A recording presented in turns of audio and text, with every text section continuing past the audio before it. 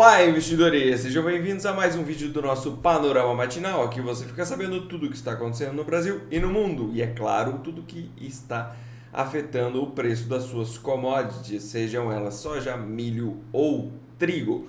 Então vamos dar uma olhada lá, pessoal, como é que ficou aí as bolsas na sexta-feira, como é que terminou a semana, né? Isso é importante a gente dar uma olhadinha.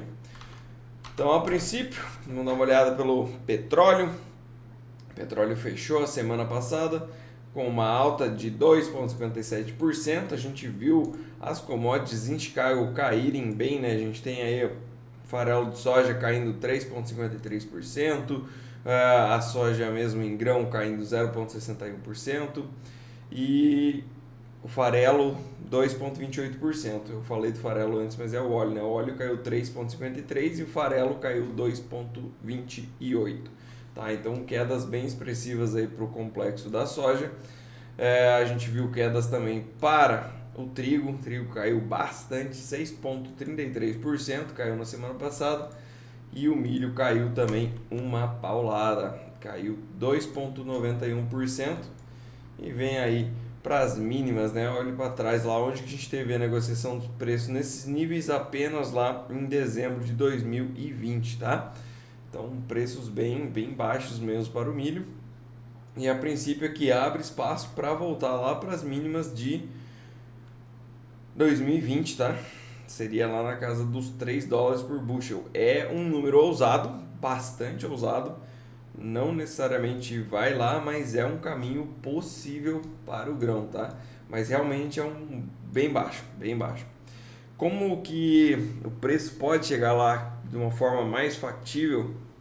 Seria com uma eleição favorável ao Trump e o Trump realmente colocando em prática as suas taxações contra a China. Isso levaria a gente para um novo momento de uma guerra de preços aí, né? Como a gente viu lá em 2018. E isso sim poderia trazer esses preços para casa dos 3 dólares. Fora isso, num primeiro momento é difícil a gente ver esse preço descolando tanto, caindo tanto para lá, né? Mas o caminho mais provável, realmente, olhando no espectro mais longo, seria esse, tá, pessoal? Mas é um número aí para se ter em mente, tá? Mínimo de 2020, acredito que seja factível nesse cenário em que Trump ganha e coloca aí os 60% de taxação em cima dos produtos da China. Isso vai fazer com que a China acabe não tomando commodities dos Estados Unidos, como soja e milho, e venha tomar aqui no Brasil, provavelmente, tá? Brasil e Argentina tendem a se favorecer desse movimento. Então a gente deve ver Chicago em preços mais baixos e, enquanto isso, o prêmio aqui deve subir para compensar, né, a vinda da demanda para cá. São cenários hipotéticos, né, mas são exercícios mentais interessantes para a gente ir fazendo. Vai chegar lá amanhã? Não vai chegar lá amanhã. Dificilmente o mercado vai fazer toda essa queda de uma forma tão fácil, tá, pessoal? Mas a gente está sem referencial aqui no primeiro momento, olhando para o milho, tá? Se a gente olha num gráfico menor, voltando lá para trás, talvez ficaria na casa aí dos 4,10 mais ou menos, 4,15, teria algum tipo de suporte, mas lembrando, se a gente olha para o diário, isso aqui tem pouco peso, tá? Mas são alguns referenciais que a gente poderia buscar. 4 dólares, uma faixa interessante, 4 dólares a 4,15 é uma faixa de preço interessante para esse milho, mas o ponto é que as commodities estão bem negativas lá em Chicago, e lembrando que hoje a gente não comenta dos preços lá em Chicago porque é feriado do presidente nos Estados Unidos, então não tem negociação nas bolsas por lá. Nem para a parte de commodities, nem para a parte de mercado à vista ou acionário, né? Então, basicamente isso que a gente tem para dizer olhando aí para a semana passada, né? Falando em semana passada, a gente viu também a bolsa na parte de S&P 500 e Nasdaq subiram muito bem, tá, pessoal? Chegou a estar caindo aqui, mas o mercado se recuperou, segue forte. Não está nem aí a princípio para os dados que estão saindo da economia norte-americana. A gente teve publicação da inflação ao produtor e inflação ao consumidor, e ambas vieram acima da expectativa. No momento em que o dado sai, o mercado até dá uma reagida, cai, mas pouco tempo depois ele já se recupera. Isso demonstra uma força bem grande mesmo do mercado acionário americano. A gente viu também isso acontecer em Nasdaq. Nasdaq também caiu, mas não se recuperou tanto quanto o S&P, tá? Chegou aqui a cair mais, mas se recuperou bem ao longo da semana. Lembrando que lá nos Estados Unidos tocou a semana inteira, né? Aqui no Brasil a gente voltou só quarta-feira, depois do meio-dia. Tivemos um pregão um pouco mais, uma semana de pregão mais curta aqui no Brasil. Tinha também feriado na China e agora a China volta, mas temos feriado nos Estados Unidos para o dia de hoje. Na parte de clima, pessoal, a gente tem uma perspectiva aí de mais chuvas para a parte centro-oeste do Brasil, região no Mato Grosso, Mato Piba ali chove bem, Goiás chove bem, a gente tem Minas Gerais também recebendo bons volumes de chuvas. Isso aqui é o acumulado, lembrando, para 5 dias, segundo o modelo americano, tá? Então, pelo modelo americano, mais chuvas aí, cerca de 50, 60 milímetros para essas regiões mais do centro-oeste, Mato Piba aqui do Brasil. E para o sul, menos chuvas, bem menos chuvas. Aqui a gente deve ver no Paraná algum volume chegando aí a 40 milímetros, mas Mato Grosso, Santa Catarina deve ficar aí na faixa de 5 milímetros. E a Argentina tem uma pequena faixa que mostra chuva ali também na casa de 5 milímetros.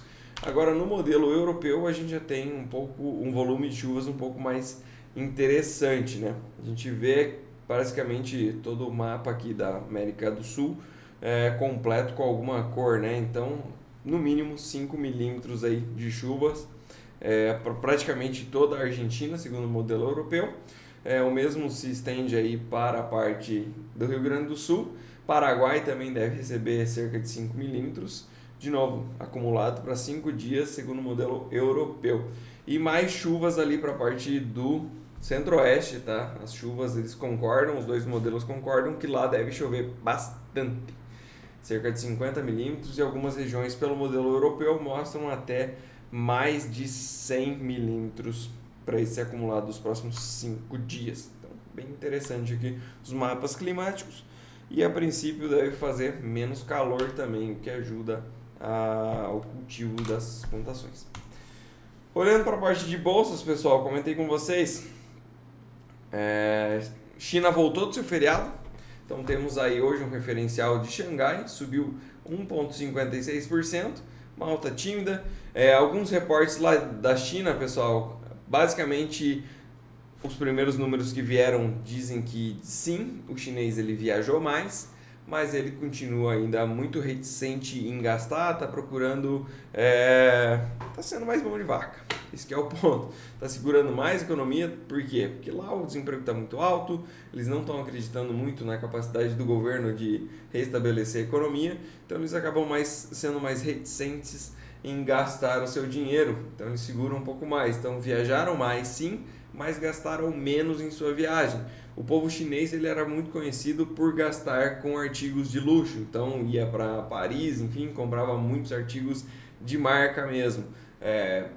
Várias bolsas, vários iPhones, tudo que vocês podem imaginar de artigos de luxo, eles tendiam a comprar, e aparentemente não foi isso o que aconteceu, pelo menos nesse feriado. Claro que precisam sair dados mais apurados, questão de consumo alimentício também ainda não tem dados muito apurados, mas a princípio o chinês ele consumiu com menos qualidade e menos volume, menos intensidade também. Então é interessante a gente ver aí o que vai sair dos próximos comentários. A gente também teve decisão lá de taxa de juros na China e eles decidiram manter como está, porque se eles cortam e os Estados Unidos continua como está, sem cortar, acaba abrindo um espaço ainda maior entre a diferença de juros dos Estados Unidos e China. Isso faria com que mais capital saísse da China e o câmbio lá aumentasse. Então, a princípio, eles seguraram esperando uma sinalização dos Estados Unidos. E a gente vê também Hong Kong caindo 1,1% na contramão aí de Xangai. Olhando para a Europa, a gente tem uma Europa com uma tendência um viés um pouco mais de queda para o dia de hoje. Eurostoxx caindo 0,34%. No campo positivo, a gente tem a Bolsa Londrina, que sobe 0,13, e também a Bolsa Espanhola, que sobe 0,19. Em suma, o mercado lá está praticamente no 0 a 0, né? O pessoal está bem neutro, cai na maioria deles, mas não cai muito, cai bem pouquinho.